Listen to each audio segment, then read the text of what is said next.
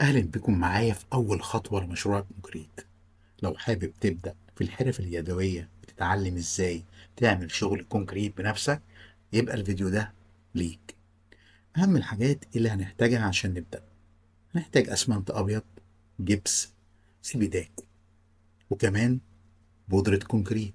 وفي نوعين أنا بستخدمهم: النوع الأول RTM، والنوع التاني اسمه ماربلين. هنحتاج بعد كده قوالب سيليكون، ممكن نبدأ بالأشكال البسيطة زي الشكل البيضاوي أو فازة صغيرة. كمان هنحتاج ألوان مركزة عشان التلوين. هنحتاج ميزان لوزن البودر بدقة. هنحتاج دورق للتقليب، وعلبة صغيرة عشان نقدر نوزن فيها البودر. نحتاج فرشة، صنفرة ناعمة عشان التشطيب، جوانتي، وأخيرا نحتاج ورنيش مائي للعزل وإضافة لمسة نهائية احترافية. وطبعا كل الأدوات دي هنتكلم عليها بالتفصيل في الفيديوهات اللي جاية، اللي هتكون عبارة عن ورش عمل عملية هنعمل فيها كل حاجة بإيدينا من الأول للآخر، خطوة بخطوة، عشان تقدر تبدأ مشروعك وتستفيد على طول. أشوفكم في الفيديوهات اللي جاية.